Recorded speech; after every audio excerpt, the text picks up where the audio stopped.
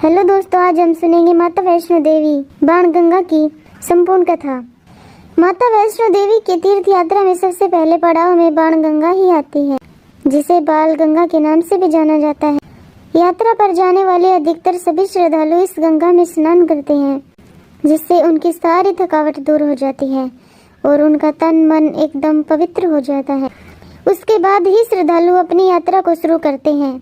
हिंदू पुराणों में वैसे तो माता वैष्णो देवी की काफी कथाएं देखने को मिलती हैं, लेकिन उनमें से एक कथा बहुत प्रचलित है। कटरा से कुछ ही दूरी पर स्थित हंसाली गांव में एक श्रीधर नाम का पंडित रहता था, जो माता वैष्णो देवी का बहुत बड़ा भक्त था। लेकिन निसंतान होने के कारण वह बहुत दुखी रहता था। एक बार की बात है, जब नवरात्रि पूजन के लिए श्रीधर ने अपने घर 9 कन्याओं को जीमने के लिए बुलाया। उनमें से एक माँ वैष्णो भी थी।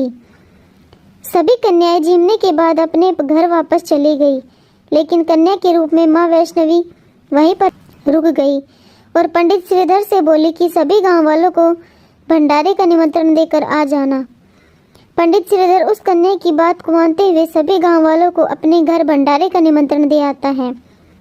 वापस लौटते समय श्रीधर ने भैरवनाथ और उसके शिष्यों को भी भंडारे के निमंत्रण दे दिया। कुछ ही दिन बाद भंडारे का समय नजदीक आ गया, लेकिन गरीब होने के कारण पंडित श्रीधर भंडारे का सामान नहीं जुटा सका। सभी गांव वाले और भैरवनाथ पंडित श्रीधर के घर पहुंच गए। पंडित श्रीधर माँ वैष्णवी की पूजा अर्चना में लीन था और अपनी लाज की प्रार्थना कर रहा था। तभी माँ वैष्णवी एक कन्या के रूप में वहां आती है और सभी गांव वालों को भोजन कराती है। जैसे ही वो कन्या भैरवनाथ के पास पहुंचती है, तो भैरवनाथ उस कन्या से खीर पूड़ी की जगह मांस मदिरा की मांग करता है। कन्या भैरव से कहती है कि ये एक ब्राह्मण का घर है, यहाँ पर खाने के लिए शुद्ध शाकाहारी ही भोजन मिलेगा। लेकिन भैरवनाथ अपनी जिद पर अटल रहता है। जब भैरवनाथ ने उस कन्या को पकड़ना चाहा, तब माँ वैष्णवी ने उसके कपट को जान लिया और वहां से वायु रूप में बदलकर त्रिकुटा पर्वत की ओर चल पड़ी। भैरवनाथ भी कन्या का पीछा करते हुए चल गया। माता की रक्षा के लिए तभी बावन पुत्र हनुमान वहां पर आ पहुंचे।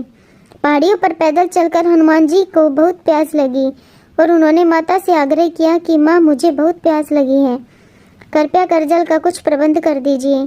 माता वैष्णवी ने हनुमान जी से कहा कि हे हनुमान, यहाँ आसपास कहीं जल मिल ही जाएगा, तुम जाकर जल पीकर आ जाओ, मैं तुम्हारी यहीं पर प्रतीक्षा करती हूँ। परंतु हनुमान जी काफी हठ करने लगे कि माता, मुझे तो सिर्फ गंगा का ही जल पीना है, उसी जल से मेरी प्यास शांत होगी। तब जाकर माता वैष्णो देवी ने हनुमान जी के आग्रह करने पर अपने धनुष से एक बाण चलाया। जिस जगह पर माता वैष्णो देवी का बाण लगा था, उसी जगह से गंगा जी की पवित्र धारा बहने लगी। तब जाकर हनुमान जी ने अपनी प्यास को शांत किया। उसके बाद गंगा माँ ने वैष्णो देवी को दर्शन दिए और माता वैष्णो देवी से कहा कि आपने मुझे यहाँ अवतरित करके मुझ पे आभार प्रकट किया, इसी के साथ आप मुझे स्पर्श करके धन्य भी कीजिए। उसके बाद माता वैष्णो देवी ने गंगा उस पवित्र धारा में अपने केश यानी अपने बाल धोए, इसलिए इस जगह को बाल गंगा भी बोला जाता है।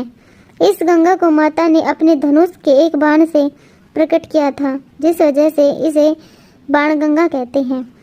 Thank you.